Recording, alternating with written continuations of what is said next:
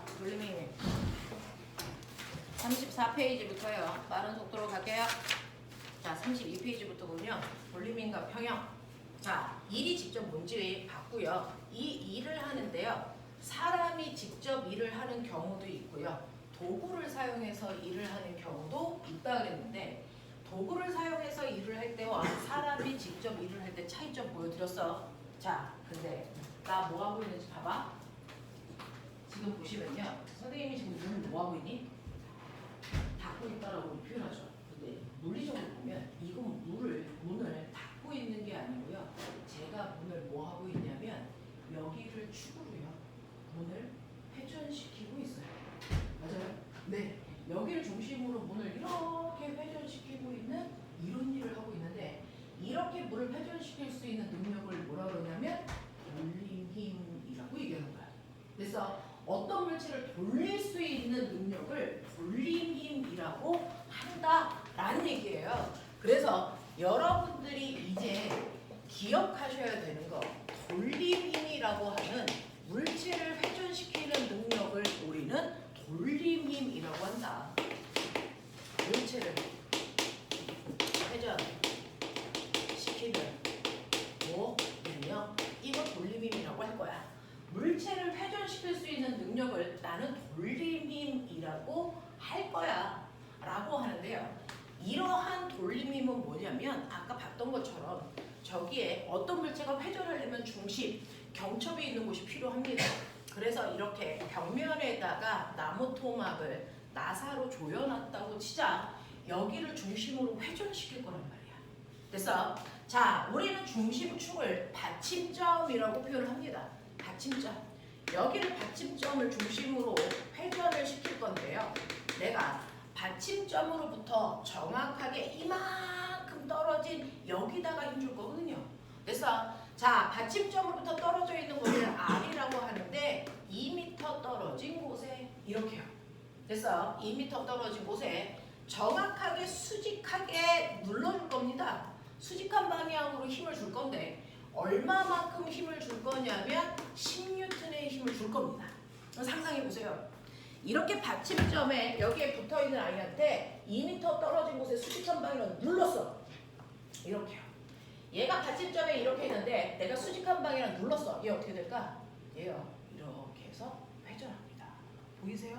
이렇게 회전합니다. 그래서 시간이 지나면 얘가 이렇게 회전을 해서 이렇게 오는 모습을 볼 수 있어요. 되겠어? 내가 힘을 줬는데 힘을 주면 물체를 이동시키는 이렇게. 그래서 물체의 위치가 아예 달라지는 건 이동시켰다고 그러는데요. 얘는 이동한 게 아니고요.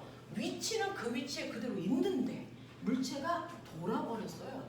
이렇게 물체를 돌리는 걸 내가 회전시켰다라고 하고요. 물체를 회전시킬 수 있는 능력을 뭐라 그러냐면 돌림힘이라고 하는데 우리는 회전시킬 수 있는 방향은 두 가지예요. 어떤 물체가 이렇게 돌 수도 있고요. 이렇게 돌 수도 있죠. 그렇죠? 회전시키는 방향은요. 시계 방향에 돌림힘을 줄 때도 있고 반시계 방향에 돌림힘을 줄 때도 있어요. 이런 얘기인데 자, 이렇게 물체를 시계 방향으로 돌리던 반시계 방향으로 돌리던 물체를 회전시키는 걸 우리는 뭐라 그러냐면 돌림힘이라고 하고요. 이걸 우리가 타우라는 기호로 씁니다. 타우, 그리스어예요. 타우라는 기호로 쓰는데 이러한 돌림힘은요. 받침점으로부터 떨어진 거리에 90도 방향으로 작용하고 있는 힘을 곱하셔야 됩니다. 받침점으로부터 떨어져 있는 거리에 90도 방향으로 작용하는 힘을 곱했을 때 물체를 회전시킬 수 있는 능력이 생겨요 라고 하는데 그러면 쟤는 받침점부터 2m 떨어진 곳에 수직한 방향으로 10N의 힘을 줬어. 그러면 이 물체를 회전시키는데 시계 방향으로 회전하는구나. 이때 물체를 회전시킬 수 있는 능력이 얼마입니까? 라고 하면 숫자는 숫자끼리 곱하고 단위는 단위끼리 곱해서 얘는 20Nm의 돌림힘이 작용했어요. 이렇게 얘기하셔야 돼요. 그래서 그 20Nm라고 하는 저 돌림힘 때문에 물체가 회전하고 있었어요. 이런 얘기입니다. 되겠냐? 자, 이러한 돌림힘을 우리가 어렸을 때부터 썼다? 언제? 놀이터에 가면 시소가 있죠.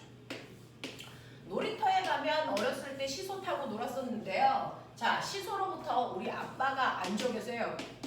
우리 아빠가 80kg짜리 아빠가 받침점부터 1m 앉아 계시면 어떤 일이 발생을 하냐면요.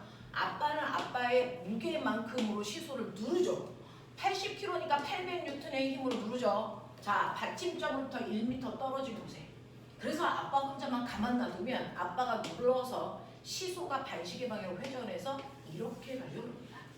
맞아. 그러니 아빠는 반시계 방향의 돌림힘을 지금 시소한테 주고 있는데요. 아빠가 주고 있는 힘은 800N의 힘을 받침점으로부터 1m 떨어진 곳에 줘서 아빠가 주고 있는 반시계 방향의 돌림힘은 800Nm의 돌림힘을 주고 있어서 그것 때문에 회전할 겁니다. 근데 아빠가 회전시키는 반대편에 조그만 아들이 앉아 있어요. 20kg짜리 아들이요. 받침점으로부터 2m 떨어진 곳에 앉으면 평형이 될까 안 될까? 이게 안 되거든요. 자, 그래서 얼마나 떨어진 곳에 앉아 있으면 사실은 아들도요. 보시는 것처럼 이 시소를 반시계 방향으로 회전시키려는 돌림힘을 주고 있어요. 맞아요.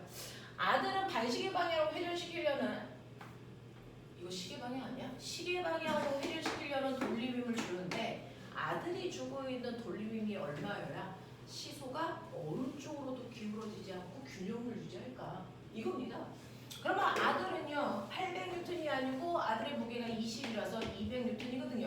그래서 200N의 힘으로 몇 미터 떨어진 곳에 앉아 있어야 이게 가능합니까? 라는 얘기입니다. 그래서 생각해 보시면 여기가 4m여야 아들도 시계 방향으로 800Nm의 돌림힘을 주죠.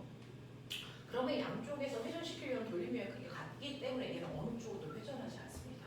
됐어? 네, 그 자리에 그대로 있죠. 자, 그래서 보시는 것처럼 반시계 방향과 시계 방향의 돌림힘이 같아서 어느 쪽으로도 회전하지 않는 균형을 유지한 상태를 우리가 뭐라고 그러냐면 돌림힘 평형 상태예요. 이렇게 얘기해요. 됐어? 그래서 어떤 물체가 회전을 하지 않고 가만히 있는다면 얘는요 양쪽에서 물체를 회전시키려는 돌림힘의 크기가 같아서 돌림 평형이에요. 됐어? 돌림 평형입니다. 근데 내가 얘를 이쪽으로 밖으로 빠져나오게 하면 얘 어떻게 됩니까?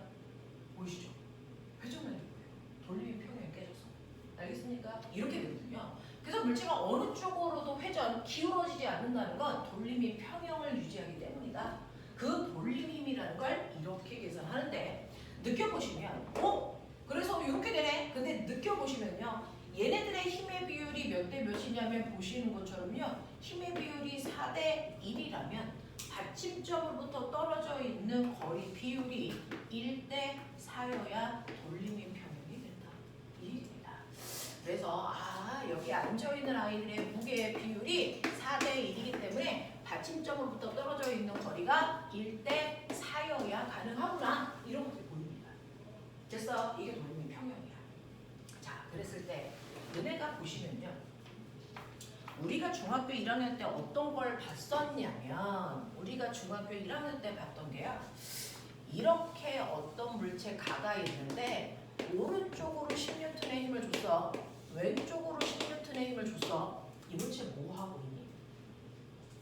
맨 처음에 정지되어 있는 물체한테 양쪽으로 10N의 힘을 딱 줬어. 얘 뭐 할까? 정지되어 있죠. 얘 정지되어 있구나. 우리 이렇게 배웠어요. 근데 이 물체한테 오른쪽으로 10N의 힘을 주고요. 왼쪽으로 10N의 힘을 이렇게 줬다면 얘 뭐 할까요? 이렇게 주면 뭐 할까? 가운데 잡아. 제가 이쪽으로 10N, 이쪽으로 10N. 얘 뭐 할 것 같아요? 회전을 합니다. 그죠? 이렇게 힘을 주면 위에 있는 힘이 내려가는 방향으로 얘는 회전합니다. 됐어? 얘는 회전합니다. 물체의 상태를요. 우리는 물리적으로 보면 세 가지 상태로 나눌 수가 있어요. 근데 오른쪽으로 20N의 힘을 주고 왼쪽으로 10N의 힘을 주면 얘는 어떠니? 얘는 회전을 하지 않는데 뭐합니까? 오른쪽으로 가는 뭐를 합니까? 이동을 하죠. 그러면 이제 꼬명아 다시 봐. 정지라는 건 무슨 말이에요? 우리가 흔히 정지되어 있어요 라고 하는데 실제로 정지가 뭘까? 정지는요. 회전도 하지 않고 이동도 하지 않아야 완벽한 정지상태다. 이겁니다. 이게 정지라고 하는 거의 정의예요. 그래서 어떤 물체가 정지되어 있다는 건 사실은 그 물체가 회전도 하지 않고요.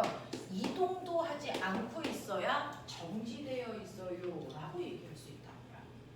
그래서 그러면 물체를 회전시킬 수 있는 능력이 힘이니? 힘이니? 아니. 얘 힘의 함량 얼마니? 힘의 함량 얼마니? 0이죠. 얘는 힘의 함량이 얼마인 줄 아세요? 힘은 평행 이동이 가능해서 여기다 힘을 주나 여기다 힘을 주나 같은 효과예요. 됐어? 함력이 얼마입니까? 0이에요. 얘도 함력이 0, 얘도 함력이 0. 와, 그러면 함력이 물체를 회전시키는 건 아니네. 힘이.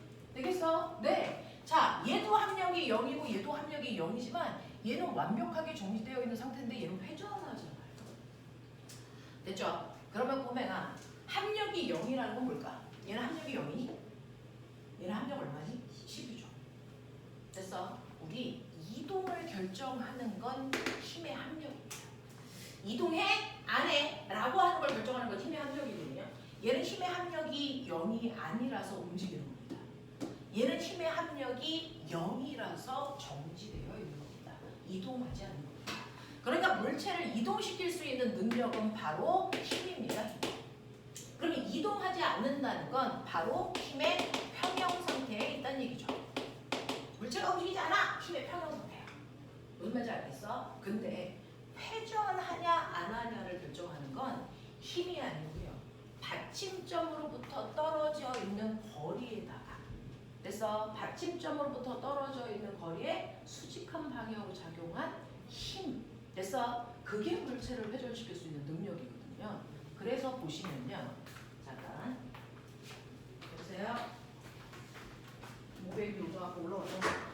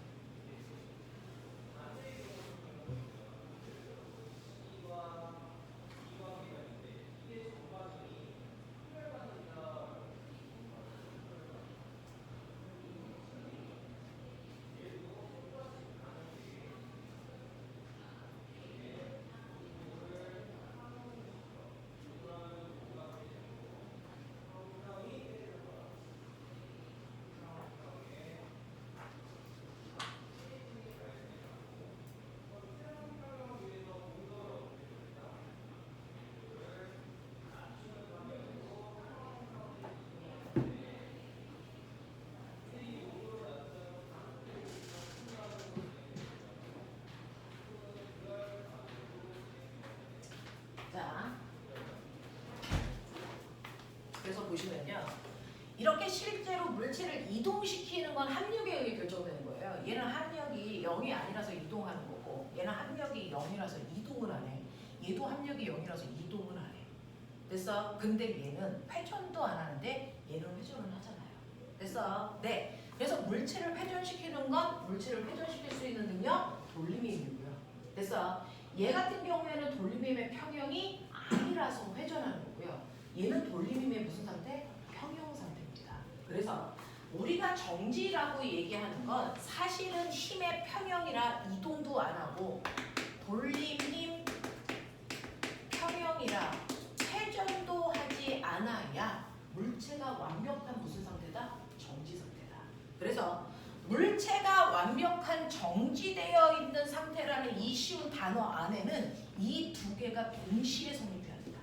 됐어? 네. 그래서 여러분들이 보시는 것처럼 이 두 개가 동시에 성립하는 상태를 우리는 뭐라 그러냐면 이거를 역학적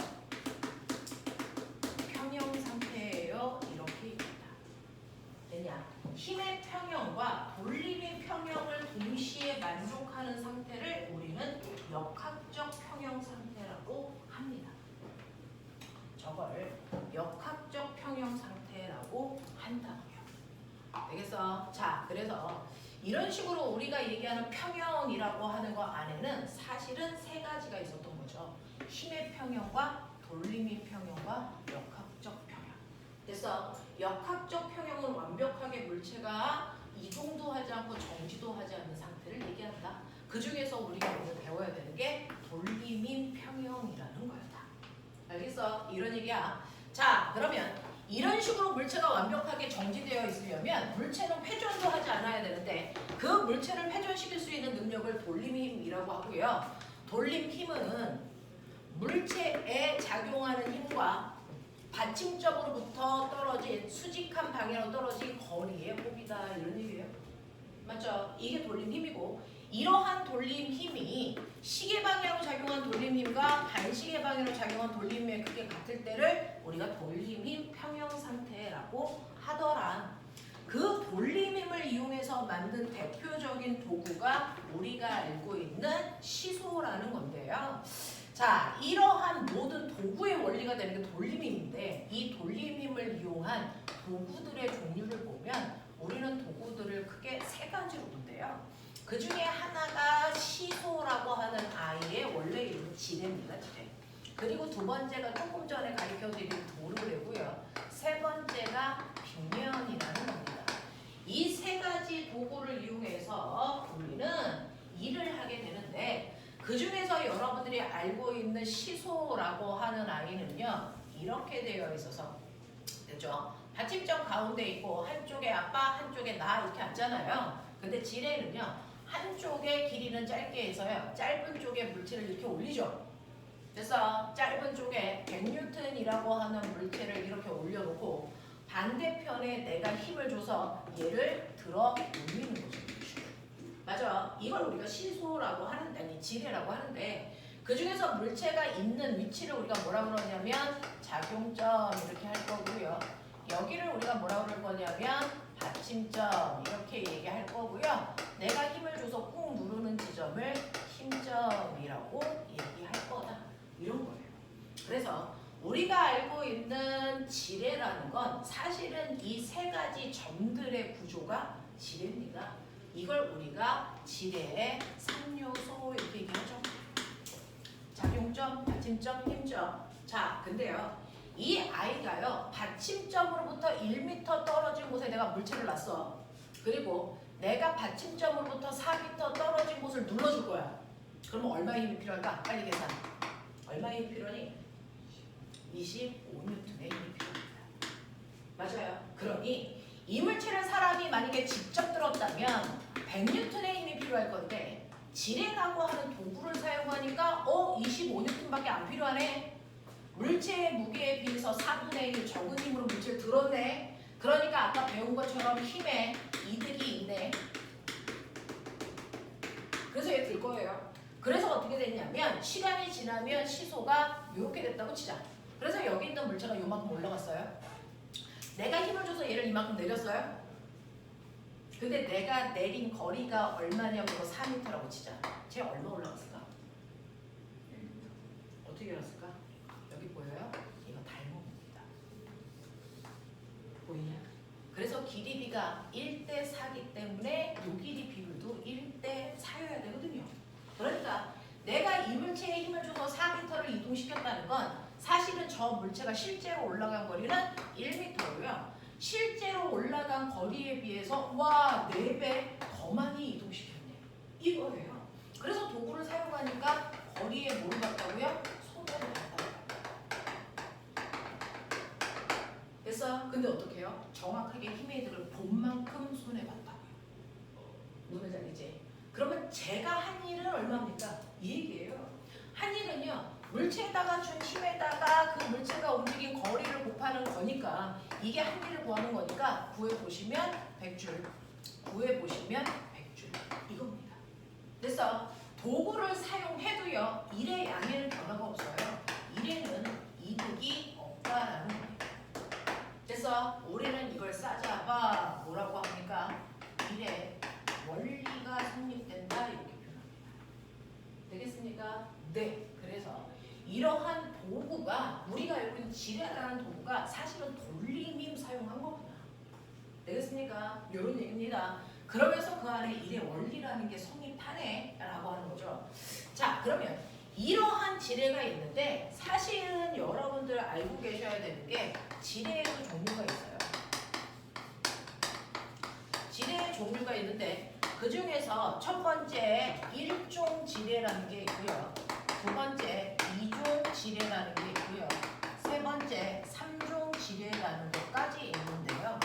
이게 뭘 기준으로 나눈 거냐? 바로 얘네들의 세 가지의 위치입니다.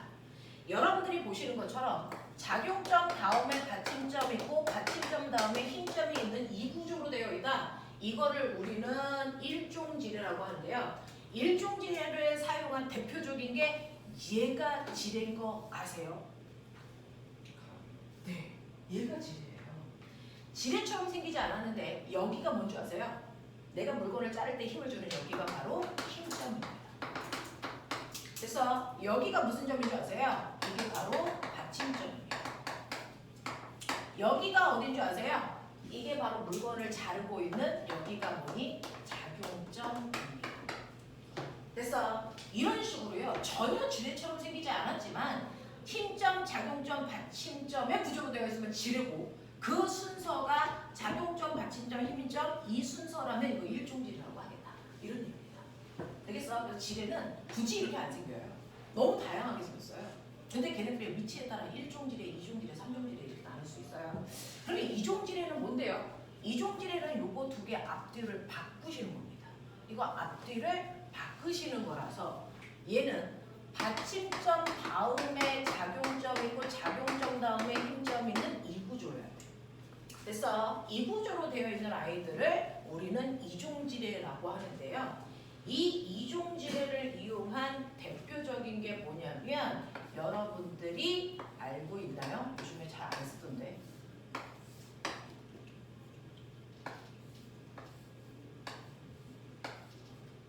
뭘거 같냐? 병따개 이거죠. 병따개는 병뚜껑을 다른 데 쓰는 건데요. 여기에서 병뚜껑을 얘가 눌러. 그러면 얘가 병뚜껑을 들어 올리죠. 그래서 그러려면 내가 여기다 힘을 줘야죠. 알겠습니까? 그러니까 여기가 무슨 점? 받침점. 여기가 작용점. 여기가 뭐니? 힘점. 이 구조로 되어 있는 거야. 그래서 그러면 이 병뚜껑을 들어 올리기 위해서 필요한 최소한의 힘이 병뚜껑한테 줘야 되는 힘이 200이라고 치자. 근데 여기서부터 받침점에서부터 작용점까지의 거리가 1이고요. 작용점에서 힘점까지의 거리가 3m라고 치자. 내가 줘야 되는 힘이 얼마일까? 줘야 되는 힘이 얼마일까? 얼마일까? 50이면 돼요. 왜요? 라고 하면 실제로 거리비는 무조건 받침점을 기준으로 잰다. 요거 보여주려고요. 받침점에서부터 작용점까지 받침점에서 힘점까지의 거리를 재는 거거든요. 그러면 받침점에서부터 작용점까지의 거리는 1이고요. 받침점에서부터 힘점까지의 거리는 3입니다. 됐어. 그러면 길이 B가 1대 4니까요. 힘의 B가 얼마이면 되겠다고요? 4대 1이면 된다고요. 그래서 받침점을 기준으로 길이를 재는 거예요. 받침점에서부터 작용점까지, 받침점에서부터 힘점까지의 길이 B가 1대 4예요. 그러니까 힘의 B는 4대 1이어야 되죠. 그래서 내가 이 병뚜껑을 들어 올릴 때 필요한 힘은 50N의 힘만 줘도 얘는 들어 올릴 수 있어. 이런 얘기야. 되겠어? 네. 자, 그런가 하면 삼중지뢰는 뭐냐면 이 순서에서 요거 두 개 바꾸는 겁니다. 요거 두 개 바꾸는 거야. 됐어? 그러니 작용점 다음이 힘점이고 힘점 다음이 받침점 요 순서가 되어야 되거든요. 작용점, 힘점, 받침점. 됐어? 이 3종 지뢰를 이용한 대표적인 게 뭐가 있을까요? 바로 얘요.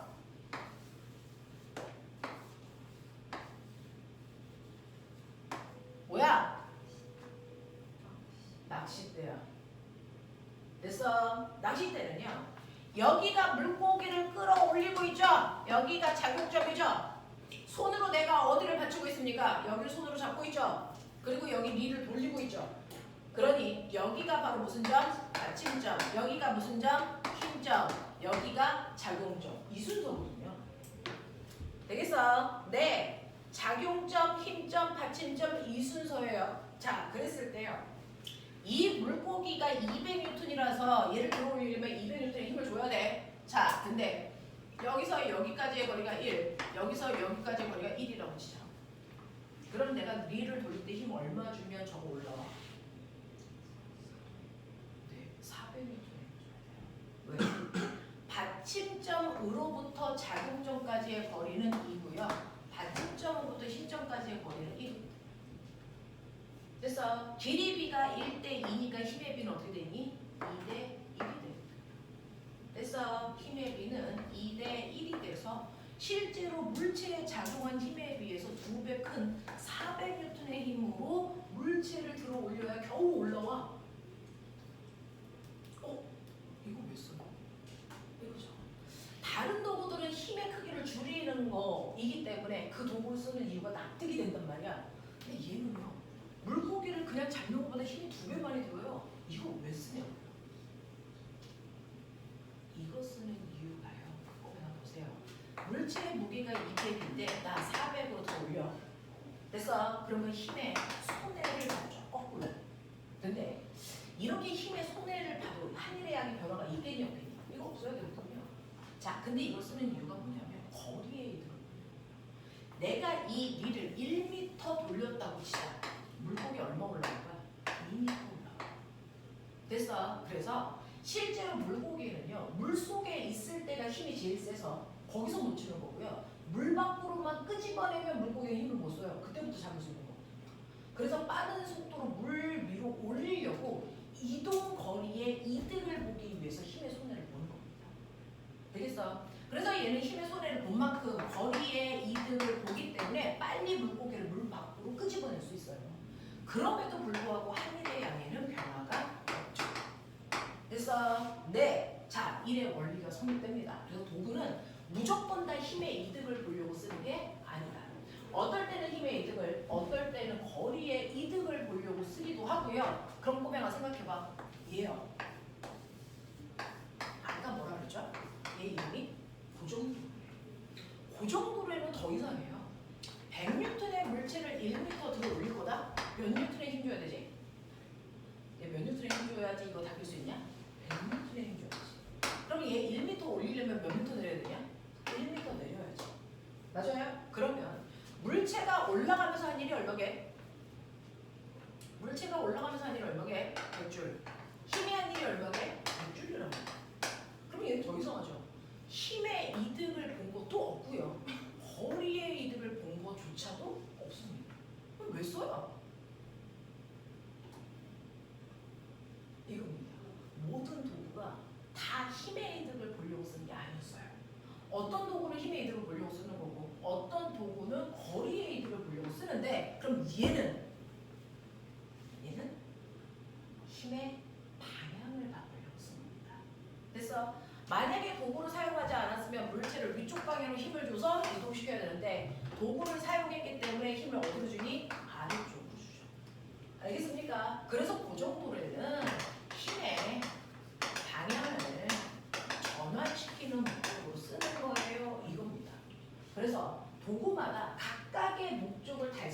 만들어집니다. 하지만 어떤 도구를 만들든지 한일에 양에서 변화가 없어요.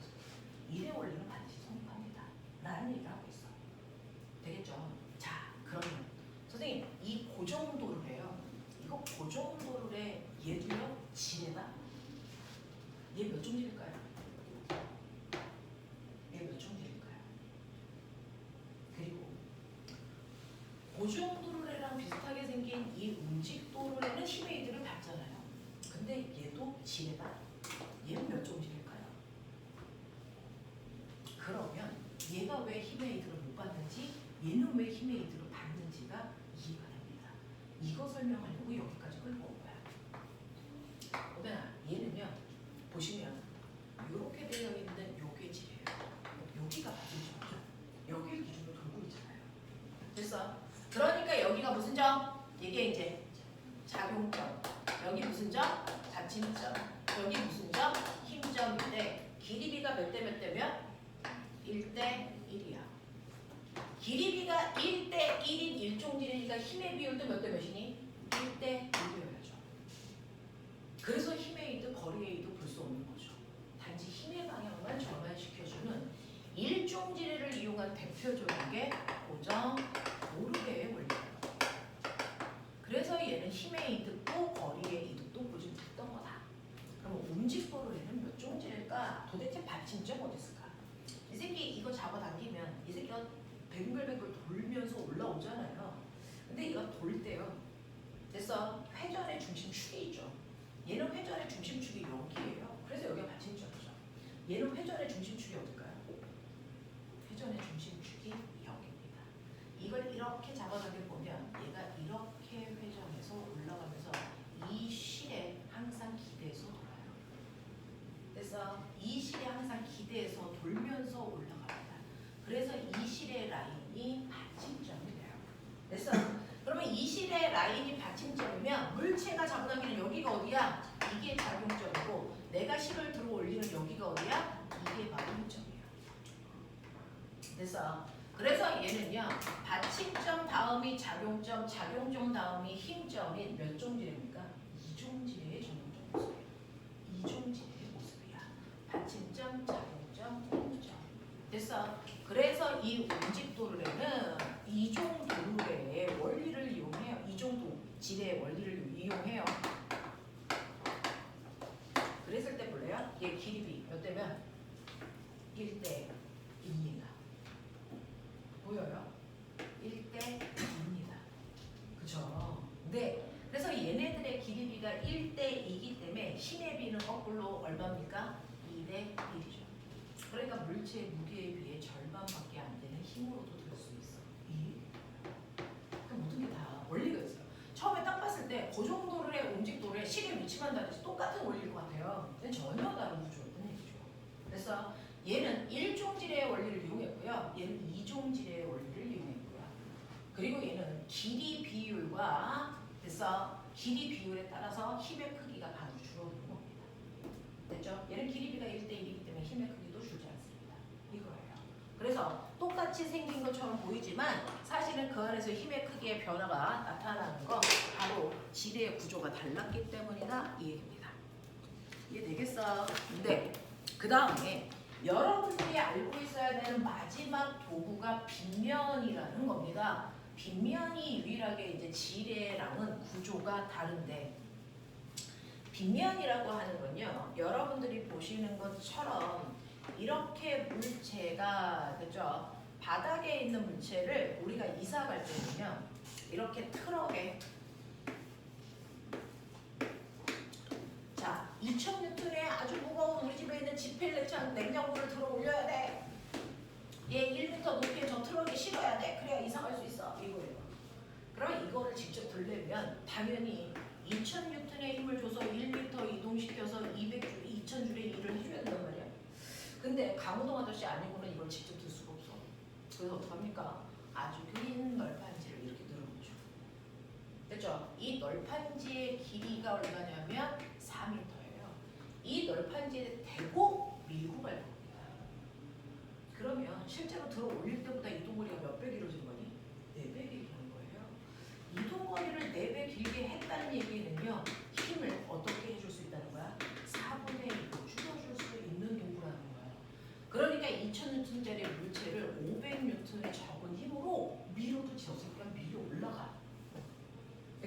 그래서 한일의 양은 그대로 2000줄이지만 힘의 이득을 보기 위해서 쓰는 게 빗면인데요. 저게 왜 500N밖에 힘이 안 들까? 내가 너희들한테 얘기했어. 실제로요, 우리가 물체를 이렇게 빗면에다가 놓으면 실제로 물체는 아래쪽으로 중력이라는 무게가 작용한다 그랬지. 근데 가만 놔두면 얘가 빗면 아래쪽으로 싹 내려간다 그랬지. 자, 그러면 이 빗면 아래쪽으로 잡아당기는 힘이 작용했다는 거지. 그 힘이 어디서 나온다고 했어? 중력이 분해돼서 나오는 힘이라고 했어. 맞아. 그러면 이 중력이라는 힘이 경사면과 나란한 방향과 경사면과 수직한 방향 두 개의 힘으로 분해된다. 기억나니? 오케이. 그 중에서 물체를 경사면 아래쪽으로 싹 내려가게 잡아당기는 이 힘이 여기가 세타면 반드시 요 각이 세타라고 그랬지. 그래서 네, 그 힘이 작용을 할 텐데 그 힘의 크기가 얼마니? mg 싹 내려가 세타만큼의 힘이 작용한다 그랬고요. 자, 경사면을 콩 누르는 힘도 생긴다 그랬어. 이게 뭐라 그랬어? mg 콩 눌러 세타만큼 생긴다 그랬지. 왜? 중력이라고 하는 이 mg라는 힘을 됐어. 네, 경사면과 나란한 방향과 비스듬한 방향으로 분해했을 때 사실은 이 두 힘을 위해서 평행사변형을 그렸을 때 얘가 대각선이 돼야 되니까. 다시 말해. 자, 이쪽 방향으로 mg 사인 세타의 힘이 작용하고 있고요. 이쪽 방향으로 mg 코사인 세타의 힘이 작용하고 있어. 그랬을 때 평행사변형을 그렸을 때 이 대각선이 이 두 힘의 합령 뭐라고요? mg고요. 요 각도가 뭐라고요? 세타라고. 되겠습니까? 요거거든요. 요거거든요. 그러니 예를 들어서 이게 200kg짜리라면 얘는 200N의 중력을 받아요. 2000N의 중력을 받아요. 근데 이 각도가 30도라면 얘는 경사면 아래쪽으로 물체를 끌어당기는 힘을 받겠죠. 얼마요? mg 싹 내려가 세타니까. 되겠습니까? 네, 2000 곱하기 얼마? 사인 32 2분의 1이니까 얼마의 힘을 받습니까? 1000N의 힘으로 아래로 내려가려는 힘을 받습니다. 그러면 얘를 못 내려가게 막고 있거나 또는 등속도로 끌어올리려면 적어도 이쪽 방향으로 얼마만큼의 힘을 줘야 되겠죠?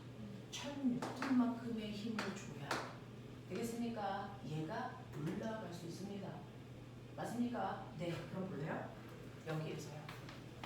그러면 이게 뭐처럼 보이냐?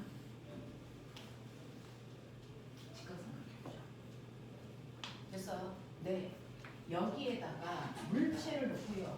200kg짜리를 직접 들어 올려도 되고요.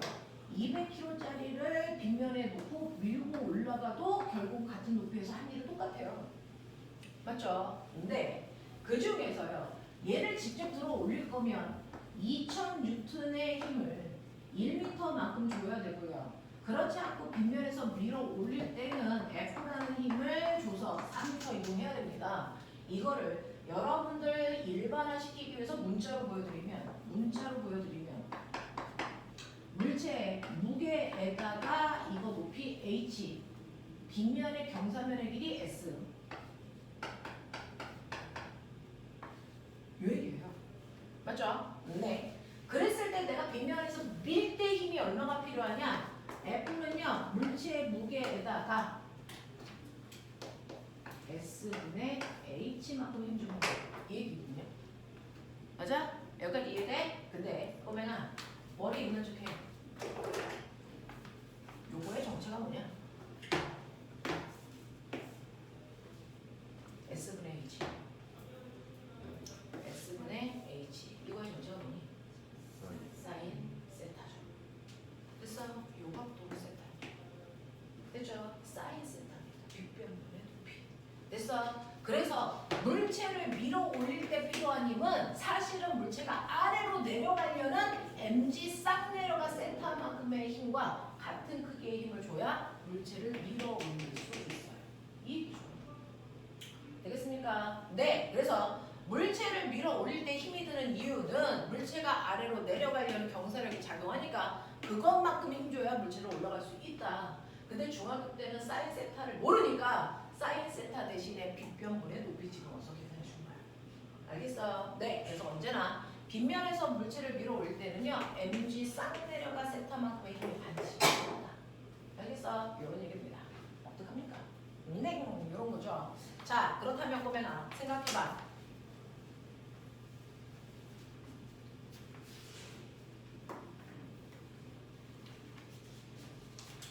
이렇게 물체가 있는데요. 짧은 빗면, 중간 빗면, 긴 빗면이 있다고 치자.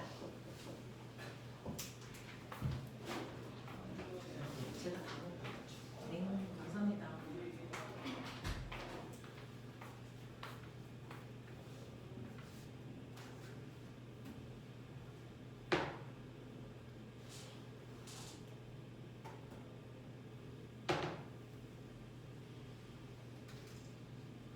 선생님 어디 앉아요? 앉는 자리도 물어본다.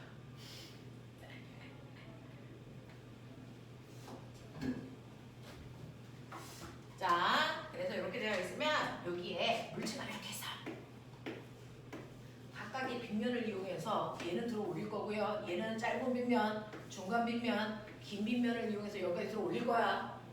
자, 그랬을 때요. 1번, 2번, 3번, 4번 어떤 빗면을 이용해서 한일의 양을 제일 많이 한일의 양 많은 순서대로 어때? 한일의 양은 같아요. 되겠어? 이래 우리가 손발 힘이 제일 적게 드는 순서. 네, 빗면이 길수록 힘은 적게 들어요. 되겠습니까? 네, 이해입니다.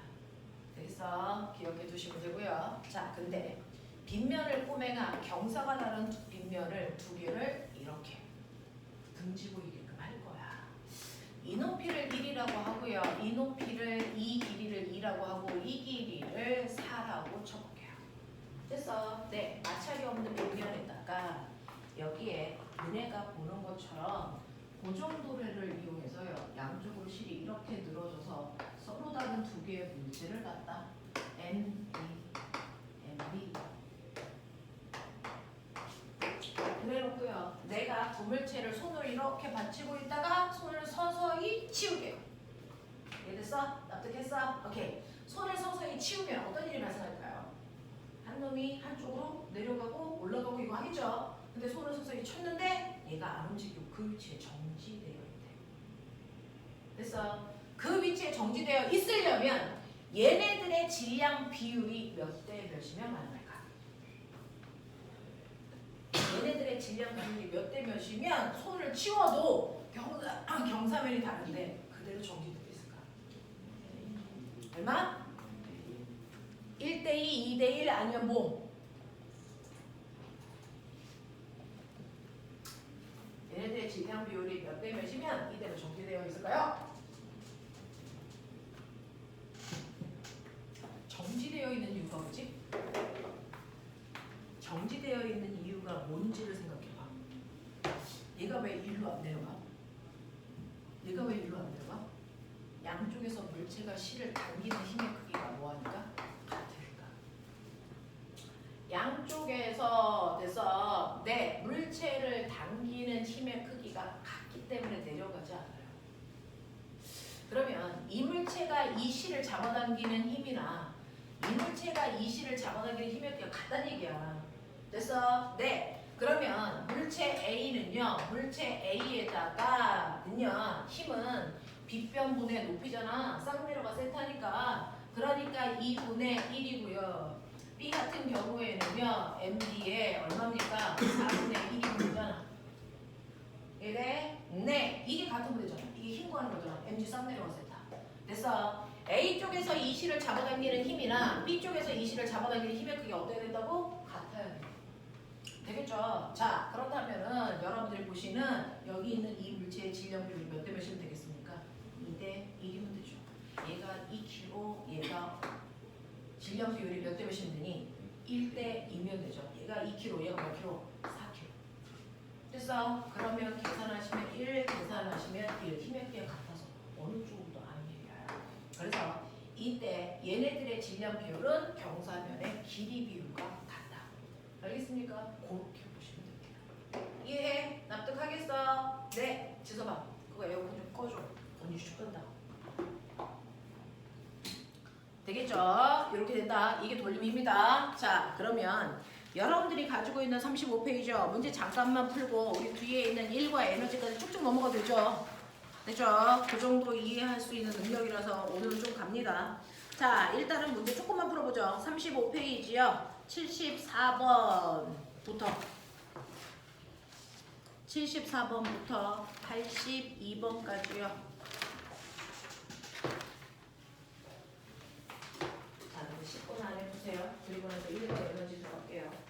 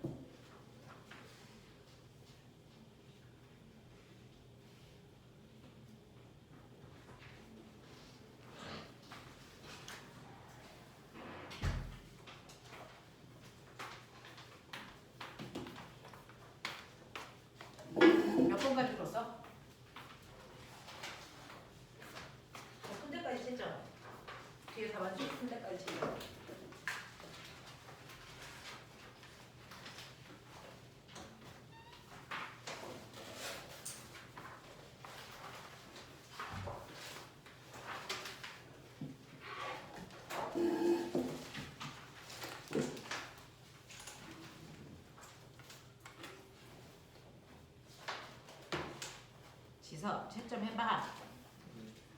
음.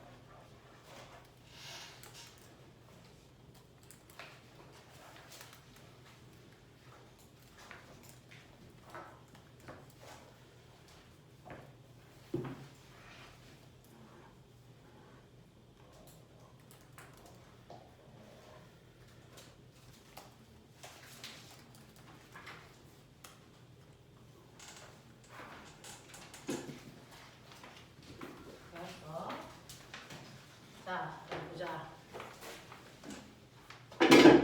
보시면요. 1번부터. 자, 1번부터, 아니, 74번부터 78번까지 질문. 77. 또. 75번. 75, 77. 6번 되겠어. 자, 봐봐. 75, 77을 보여드리면요. 자, 물체 두 점에 서로 반대 방향으로 같은 크기의 힘 F가 각각 작용하고 있을 때 힘이 작용한 점 사이의 거리를 R이라고 할 때 이 두 힘이 물체에 작용한 힘의 합을 구하세요 라고 하면 보면은 이제 보여드릴게요. 자, 얘는요 지금 이렇게 되어 있었을 때 이렇게 되어 있을 때 얘를 이렇게 힘을요 이쪽의 힘을 우리가 편의상 F라고 하는데 이쪽을 이제 가라고 하고요. 이쪽을 나라고 할게요. 이렇게 힘을 주면 얘가 회전을 하겠죠. 자, 회전의 중심을 이제 여기로 볼게요. 자, 그래서 이렇게 힘을 주면 이 힘은 얘를 어느 쪽으로 회전시키니? 이렇게요. 반시계 방향으로 회전시켜요. 그죠? 얘는요. 반시계 방향으로 회전시켜요. 맞아? 그러면 둘의 회전을 주려는 방향이 같으니까 이 돌림이 두 개를 더해야 실제 물체가 받는 돌림힘이 나와. 되겠지? 자, 그러면 여기 가운데를 받침점으로 보면 가운데로부터 얘 떨어져 있는 거리를 얼마로 하면 되냐면 2분의 1R. 여기가 2분의 1R로 보면 돼. 됐어? 네, 이렇게 보면 얘는 가쪽에서 주는 돌림힘은 얼마냐면요. 가의 돌림힘하고 나의 돌림힘을 더해야 되는데 가의 돌림힘은 F에다가 2분의 1R 주면 되고요. 나도요. F에다가 2분의 1R 주면 된다는 거죠. 그래서 얘가 얼마입니까? FR. 됐어? 이렇게 돌림힘이 작용한다라고 보시면 돼요. 선생님, 회전축이 여기가 아니고 이쪽으로 쏠려 있을 수도 있잖아요. 상관없어요. 여기에 있다고 치고 이 거리를 3분의 1R로 놓고 이 거리를 3분의 2R로 놓고 계산해도 똑같습니다. 어디에 놓고 하셔도 돼요. 되겠어? 이런 값을 구할 수 있다. 자, 그 다음에 77번 보시면 지뢰에 무게가 300N인 물체를 놓아놓고 100N의 힘으로 일정한 속력으로 들어 올리고 있습니다. 받침점 O에서 작용점 B까지의 거리를 A라고 하고 그 옆을 B라고 했을 때 자, A, B의 비율이 얼마이겠습니까? 라고 하는 겁니다. 자, 이때 읽으셨어야 되는 게 일정한 속력으로 밑줄. 일정한 속력으로 이 아이를 들어 올린다는 거 등속으로 그래서 이동하게 하겠다는 얘기입니다. 이게 있어야 문제를 푸는 거죠. 그러면 이런 식으로 되어 있었을 때 여기에 받침점이 이런 식으로 있고요. 그 다음에 여기에 300N짜리 물체가 있고요. 여기 100N의 힘으로 이렇게 들어 올려. 그랬을 때 요 길이가 A고 요 길이가 B라고 친 거죠. 자, 그랬을 때요. 사실은 여기에 힘이 몇 개 작용할까? 힘이 몇 개 작용할 거예요? 3개의 힘이 작용해요. 그래서 여기 있는 물체가 누르는 300N이라는 힘이 작용하는 거고요. 여기 있는 힘이 들어 올리는 데서 100이라는 힘이 작용하는 거군요. 그죠? 그 다음에 여기에 받침점이 얘를 밀어 올리는 힘도 작용할 거 아세요? 세 개의 힘이 작용해요. 자, 그 세 개의 힘에 얘는 균형을 이루면서 올라갈 건데 그때 받침점이 어디냐면 여기 있으니까 받침점으로부터 길이 B가 A 대 AB예요. 되겠어? A 대 AB의 길이 B를 갖는다. 그랬을 때 얘를 일정하게 이렇게 들어 올린다는 거죠. 이렇게 들어 올리려고 합니다. 그랬을 때 힘의 B는 AB의 B는 어떻습니까? 라고 하면 얘가 일정한 속력으로 들어 올린다는 건 합력이 얼마가 돼야 되냐면 0이 돼야 되는 거거든요. 그리고 돌림의 뭐 평형상태가 되는 거야. 되겠어? 자, 그러면 얘는요. 이쪽 방향으로 돌리려는 시계 방향의 돌림힘이 작용하고요. 얘는 이렇게 회전시키려는 반시계 방향의 돌림힘이 작용합니다. 자, 얘는요. 선생님 돌림힘 생겨야 안 생겨요? 여기도 힘이 있다면서요. 얘는 안 생겨요. 왜요? 받침점에 있기 때문에 받침점부터 떨어져 있는 거리가 얼마니? 0이거든요. 그래서 받침점에 작용하는 힘들은 돌림힘을 못 만들어요. 무슨 말인지 알겠어? 그래서 얘는요. 시계 방향의 돌림힘과 반시계 방향의 돌림힘이 같기 때문에 일정하게 이동할 수 있어요. 자, 시계 방향의 돌림힘 여러분들 보시면 힘의 비율이 3대 1이죠. 그럼 길이가 얼마라는 거야? 1대 3이어야 된다는 얘기야. 알겠어? 요 길이 대 요 길이의 비율이 1대 3이어야 되는데 여기가 1이니까 여기가 얼마여야 되니? 2여야 된다는 얘기죠. 알겠어? 됐어? 네, 힘의 비율이요. 3대 1이니까 길이 비율은 거꾸로 1대 3이어야 되는데 여기가 1이니까 여기가 2여야 돼요. 이런 얘기 하는 거야. 이해되지? 네, 이런 느낌으로 가시는 거고요. 이때 P점이 10cm 올라갔을 때 Q점이 올라간 건 얼마입니까? 라고 했을 때 이 P점이요. 이렇게 올라간 게 이렇게 10cm래요. 그러면 얘가 이렇게 올라간 이 높이는 얼마니? 요거예요.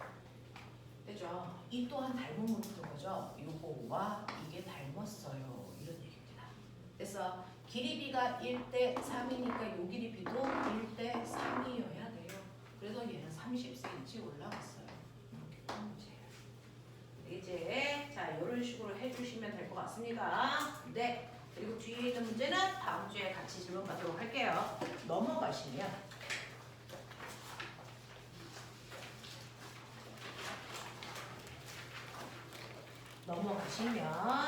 네.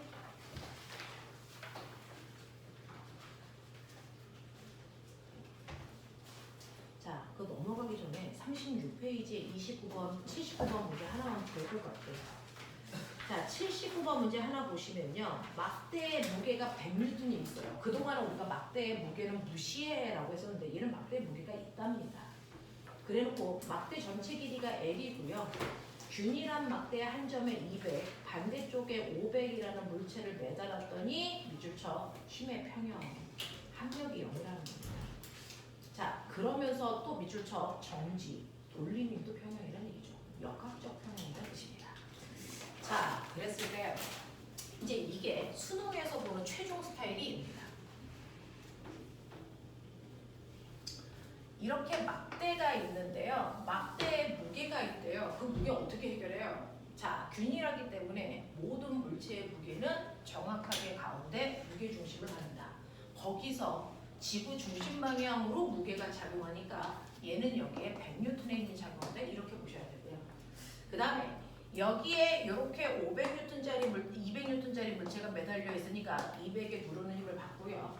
여기에는 500에 누르는 힘을 이렇게 받고 있어요. 됐어. 근데 신기하지 않아? 얘 정지 상태라며. 그러면 첫 번째는 힘의 평형이 성립하죠. 힘의 평형이 성립해야 된다는 얘기는 아래쪽으로 지금 800의 힘이 작용하지만 합력이 0이 되어야 된다는 거. 위쪽으로 800이라는 힘이 작용하고 있다는 겁니다. 그 힘 어디서 줄까요? 바로 받침점입니다. 됐어. 정확하게 여기에 받침대가 있잖아요. 그 받침대가 밀어 올리는 힘이 800 작용해 이렇게 보시는 게 맞아요. 되겠어? 그래서 받침점에 작용하는 힘을 항상 보셔야 된다라는 얘기입니다. 자, 그래서 이렇게 놓고 물체가 정지한 상태를 만들었을 때요. P에서 받침점 O까지의 거리는 얼마입니까? 라고 하는 여기 있는 P에서 받침점 여기까지의 거리를 얼마로 하면 이게 완벽하게 이루어질 수 있냐 이 얘기예요. 그러면 이 거리는 x라고 치면 이 막대기 전체 거리가 l이니까 이 거리는 l-x로 보시면 됩니다. 맞아. 네.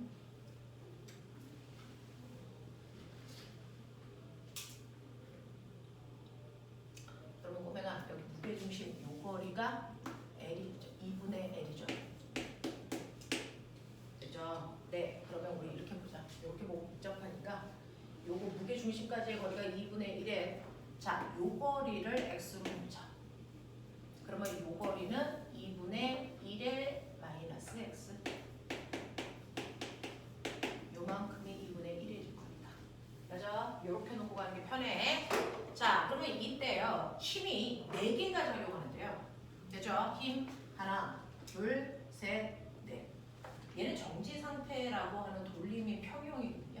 이때는요. 어디를 여러분들 받침점으로 놔도 무방해요. 신기하죠? 받침점이 여기 있는데 여기가 아니면 받침점이 여기 있다고 쳐도 되고 여기 있다고 쳐도 되고 여기 있다고 쳐도 된다. 평형일 때 받침점의 위치를 내 마음대로 보고 싶은 위치로 받침점을 놓으면 된다. 그러면 여기는요. 받침점이 아니고 이렇게 작용하면 힘으로 봐도 무방하다는 얘기예요. 알겠어? 네. 자, 근데 우리는 받침점이 여기 있으니까 여기다 놓고 보면 사실은 얘와 얘는 반시계 방향으로 회전시키는 돌림을 준 거고요.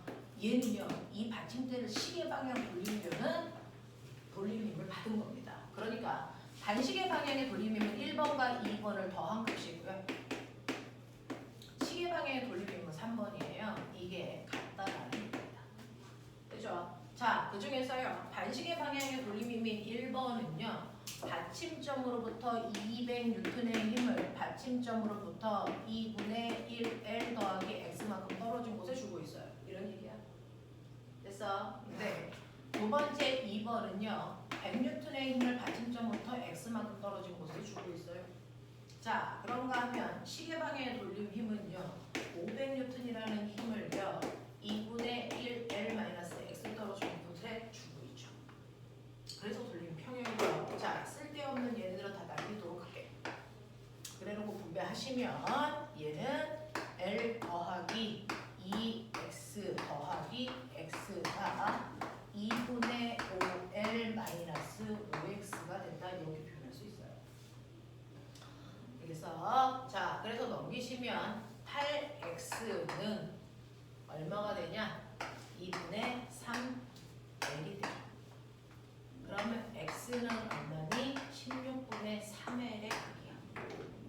이렇게 나와. 되겠어? x가 16분의 3l이니까요. 여기서 p에서 5까지는 요 길이를 얘기하는 거잖아요. 그러니까 걔는 p에서 5까지의 거리는요. 16분의 11l이야. 이렇게 나와요. 이렇게 가고요. 받침점이 막대에 작용하는 힘의 크기, 힘의 평형 사용하시면 800이라는 것도 얻어낼 수 있다. 이런 얘기 이렇게. 자, 그래서 무게 중심이 나왔을 때 어떻게 사용해야 되는지가 여러분들 광고일 것 같아서 선생님이 해봐 드렸어요. 그런 얘기들 뒤에 있으니까 좀 해봐 주시고요. 넘어가시면 39페이지까지 문제 풀어 오시고요. 우리 40페이지 보죠.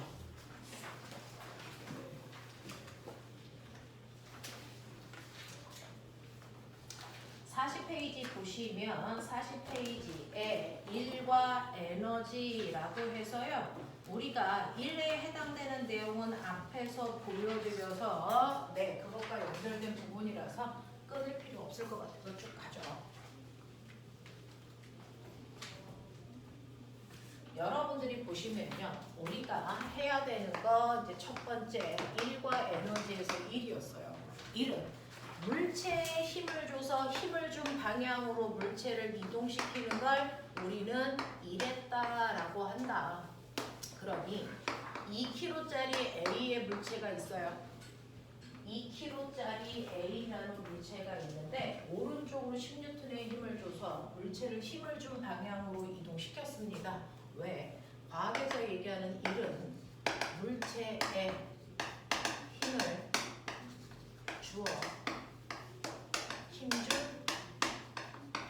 방향으로 뭐 시키는 거니까 이동시키는 거니까 물체에다 힘을 줘서 힘을 준 방향으로 물체를 이동시켜야 우리가 일한다라고 했는데 저는 힘도 줬고요. 힘을 준 방향으로 물체를 이동시키기까지 했으니까 제가 일을 한 게 맞습니다. 그 일을 한 양은 여러분들이 준 힘에다가 밀고 간 거리를 곱하면 한 일이야 라고 했으니 10N의 힘을 줘서 2m 밀고 갔으니 제가 한 일 20줄입니다. 이렇게 구하시면 된다 했어요. 근데 이제 저의 첫 번째 생각은 그러면 제가 이렇게 항상 물체가 수평으로 가면 수평으로 힘줘요? 이렇게 되게 어려운 거예요. 여기 물체가 이렇게 있잖아요. 이렇게 있는데 제가 얘를 잡아당길 때 물체가 움직인 방향과 수평으로 주려면 몸을 낮춰서 이렇게 줘야 정상이란 말이죠. 근데 이렇게 주기가 쉽지가 않죠. 우리는 그냥 물체가 있으면 이렇게 당기면 내가 얘한테 힘을 비스듬히 이 방향으로 주고 있는 거예요. 다르다는 겁니다. 10N의 힘을 주는 거예요. 이 방향으로. 됐어? 그래서 2m 잡아당기는 건 똑같아요. 그래서 결국은 물체가 여기에 오는 건 똑같은데 문제는 내가 준 힘의 방향이 물체가 이동한 방향이 아니고 그거로부터 30도 떠 있는 이 방향으로 힘을 주고 있다는 거예요. 그러면 첫 번째 경우가 아니고 두 번째 경우에 제가 한 일도 여전히 20일까요? 이게 아니라는 겁니다. 왜? 한 일의 정의는 물체가 이동한 방향으로 준 힘으로 한 일을 구해야 된다 이 얘기거든요. 그러면 제가 이렇게 비스듬한 방향으로 10N의 힘을 줬습니다. 수평으로부터 이루는 각도가 30도입니다. 그러면 제가 그래서 물체가 이동한 수평 방향으로 준 힘은 얼마입니까? 이거죠. 그건 우리가 앞서 배운 것처럼 어떤 힘이 있으면 그 힘을 수평 방향과 수직 방향의 두 힘으로 분해될 수 있다. 그래서 이 두 힘을 합성한 애를 얘로 봐도 무방하다. 이 얘기거든요. 그랬을 때 그러면 요 힘의 실제 값은 얼마냐? 요거 보시면 이 자체가 뭡니까? 피타예요. 요 힘이 X축으로 작용한 힘이고요. 이 힘이 Y축으로 작용한 힘인데 이게 평행사변형이다 보니 요 크기도 FY와 같은 직각삼각형이라는 거예요. 됐어? 자, 그랬을 때요. 여기를 F라고 놓으시면 요 크기는 얼마냐면 요 크기는 F 코사인 요 각도를 세타로 놓으시면 세타의 크기입니다. 맞아? 네. 그러면 요 방향의 요 힘은 얼마입니까? F 사인 세타의 크기입니다. 그 중에서 물체를 잡아당긴 건 요만큼의 힘이 잡아당긴 겁니다. 그러니 10 곱하기 코사인 30도가 얼마냐면 2분의 루트 3이잖아요. 그러니까 얘는 5루트 3이라고 하는 루트 3의 값이 대략 1.7인 거 알고 계시죠? 계산해 보시면 8.5N의 힘을 당기고 있는 거야. 10N보다 작아. 이 얘기를 하고 싶었던 거야. 그래서 내가 이렇게 각도를 주면 실제로 내가 준 힘보다도 더 적은 힘으로 물체를 이동시키는구나. 그래서 30도의 각도를 주면 얘는 8.5N의 힘으로 2m 밀고 갔기 때문에 내가 한 일은 20이 아니고 17줄의 힘밖에 못 해주구나. 이런 뜻입니다. 그러면 이 각도를 조금 더 세워서 주면 이 각도 60이라고 생각해 본다면 이 각도가 60이면요. F 코사인 60이거든요. 그러니까 10 곱하기 2분의 1이란 말이죠. 그래서 5N의 힘밖에 못 준 거예요. 그래서 만약에 여러분들이 보시는 것처럼 60도의 각도를 줬다면 5N의 힘으로 2m 밀고 갔기 때문에 한 일이 10줄밖에 안 돼. 하다못해 각도를 더 크게 해. 그래서 이 각도가 90도라고 치자. 그럼 생각해볼래? 코사인 90이 얼마니? 코사인 90이 얼마니? 0입니다. 그러니 수직 방향으로 힘을 주면요. 물체가 이동한 방향으로 사용한 힘이 하나도 없어요. 그러니까 아무리 이 물체가 2m 가더라도 내 힘이 한 일은 존재하지 않는다는 겁니다. 됐어요? 그래서 빨리 중학교 3학년 내용 기억해보세요. 물체의 이동 방향과 수직한 방향으로 힘을 주면 한 일이 없다라고 했습니다. 이유가 뭘까요? 물체가 이동한 방향으로 사용한 힘이 존재하지 않기 때문이다. 이 얘기입니다.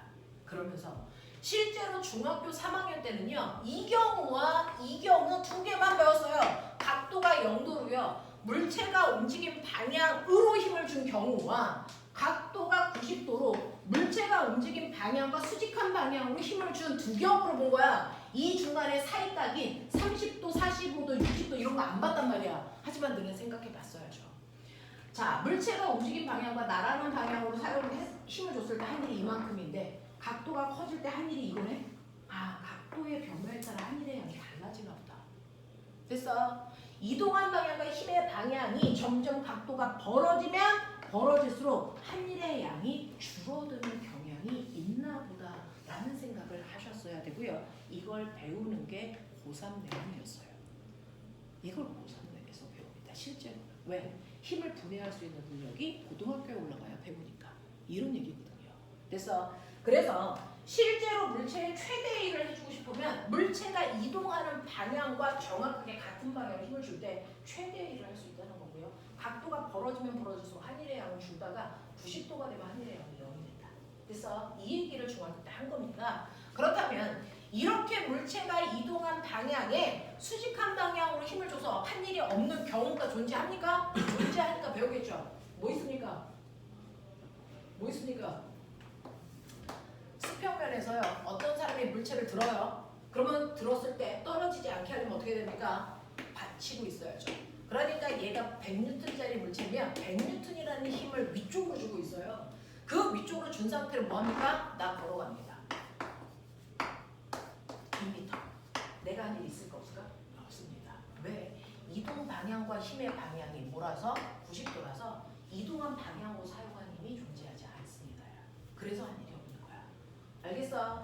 그래서 물체를 들고 수평으로 걸어가는 경우에 한 일은 존재하지 않는다? 이거 외운 거야. 됐어? 네. 근데 이 경우가 하나 더 있죠.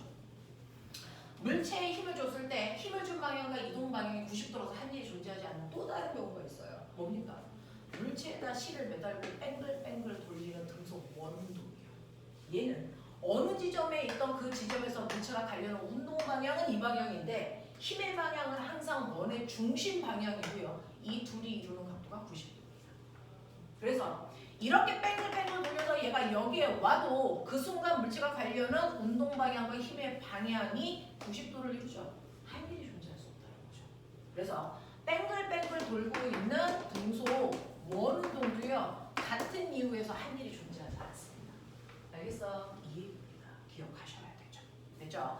그래서 여러분들은 각도에 따라서 한 일의 양이 달라지는구나. 일의 정의를 다시 보게 된다. 그래서 일은 그냥 힘줘서 이동시키는 게 아니고 이동한 방향으로 작용한 힘으로 한 일을 구한다. 알겠습니까? 이 얘기입니다. 그래서 각도가 벌어지는 게 나쁘다라는 얘기입니다. 알겠지? 자, 그러면 이러한 일을 하는데 여러분들은 조금 심한 내용을 갖고 있어요. 자, 이러한 일을 할 때 두 번째, 누가 더 일을 능률적으로 하고 있어? 라는 건 뭡니까? 누가 더 일을 잘해? 라고 하는 게 그 사람의 일 능률이 얼마나 좋아? 이거 묻는 거거든요. 그 능률이라는 건 어떤 A라는 사람도 100줄의 일을 했어. B라고 하는 사람도 100줄의 일을 했어. 한 일의 양은 A와 B가 다 같아. 그러면 이것만으로 누가 더 능률적으로 일을 했냐? 비교할 수가 없어요. 그럼 비교하려면 뭘 봐야 됩니까? 이 일을 하는데 걸리는 시간이 얼마였냐? A는 1초 만에 이 일을 했대요. B는 이 일을 하는데 10초 걸렸대요. 누가 더 능률적으로 한 겁니까? A가 훨씬 더 일한 빠르기가 크기 때문에 얘가 더 능률이 있어요. 이렇게 표현한 거야. 됐어? 네, 라고 하는 이제 여러분들이 알아두셔야 될 게 뭐냐면 일한 빠르기라는 개념입니다. 일한 빠르기. 누가 더 일을 빨리 했어요? 그래서 그걸 우리는 물리에서 일률이라고 표현한다. 일률. 그래서 그 일률은요. 여러분들 한 일을 걸린 시간 초로 나누는 게 일률이다. 이유입니다. 걸린 시간으로 한 일을 나누셔야 일률이 됩니다. 그러니 얘는 시간으로 한 일을 나누시면 얘 일한 빠르기 일률이 얼마냐면 100이야 라는 얘기입니다. 그렇죠? 그래서 얘는 일률이 얼마입니까? 10이야. 오, 정말 얘가 더 능률이 좋구나 라는 뜻입니다. 그랬을 때 단위는 뭡니까? 한 일을 걸린 시간으로 나눴으니까 단위가 줄퍼초입니다. 그래서 단위가 줄퍼초죠. 근데 이렇게 단위를 중복해서 쓰는 거 귀찮아. 그래서 과학자 이름으로 바꿔 와트라는 겁니다. 중학교 3학년 때 전력 배울 때 썼던 단위가 인류의 단위와 같습니다. 와트입니다. 그래서 이란 빠르기. 되겠습니까? 이렇게 된다라고 하는 이란 빠르기의 개념, 인류를 기억하시면 되는데 이러한 인류를 잘 보시면요. 인류는요. 한 일을 걸린 시간 초로 나누는 건데 한 일은 곱하기 거리잖아요. 그걸 걸린 시간 초로 나누는데 뭔가 보여요? 느껴집니까? 이게 바로 뭡니까? 이게 뭘까요? 시간분의 거리. 뭐죠? 속력입니다. 그러니까 일률이라는 건 힘에다가 속력을 곱해도 된다. 그 힘을 받고 있는 동안의 물체의 빠르기를 곱해도 인류를 구할 수 있습니다. 되겠어? 알겠어? 이렇게 됩니다. 라고 하는 개념도 좀 알고 계시면 되고요. 그러면 어쨌든 간에 내가 일을 한다 그랬으니까 자, 1그래프 한 일은요. 힘 곱하기 거리입니다. 근데 저는 힘이라고 하는 아이를 세로에 거리를 가로에 놓을 거니까 이 곱한 값인 한 일은 면적에 들어있다. 되겠어? 자, 그래서 보시면 물체에다가 힘을 주고 그 힘으로 밀고 간다. 되겠지? 자, 예를 들어서 얘 같은 경우에는 10N의 힘을 줘서 2m 밀고 가잖아? 그러니까 1m, 2m 가는 동안 계속 10N이라는 일정한 힘을 주고 있어. 한 일 어디 있냐고요? 이 그래프 밑에 있는 면적이 바로 한 일이라고요.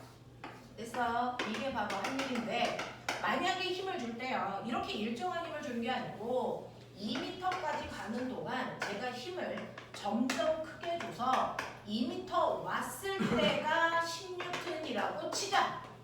한 일 어디 있어? 그래프 모양하고 상관없죠. 그래서 그 그래프 밑에 있는 면적이 무조건 한 일이라는 뜻입니다. 그래서 이 경우에는 한 일이 20줄이지만 이 경우에 한 일은 10줄밖에 안 되는 거죠. 됐습니까? 이런 개념으로 보시면 되겠습니다. 자, 그래서 1이라고 하는 아이를 보여드렸는데 문제는 이러한 일은 뭐냐? 이런 물체에다가 힘을 줘서 힘을 준 방향으로 이동시키는 능력인데 그러면 이런 일을 무한대로 할 수 있냐? 그건 아니라는 거죠.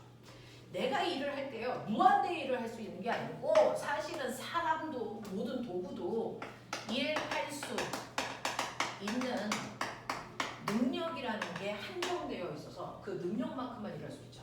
일할 수 있는 능력을 뭐라고 해? 에너지.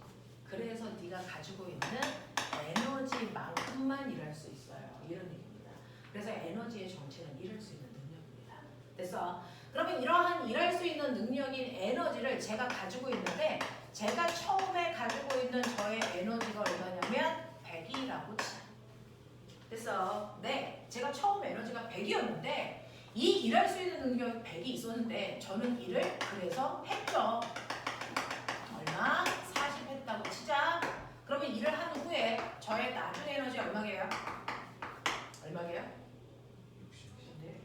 100에서 40을 썼다는 얘기거든요. 그래서 60밖에 안 남았는데 이 얘기입니다. 그러면 이거를 우리가 다시 보면 에너지 중에서 40 어디 갔어? 에너지 중에 40이 1로 못 했다는 거니까 정한돼서 60밖에 안 남았어.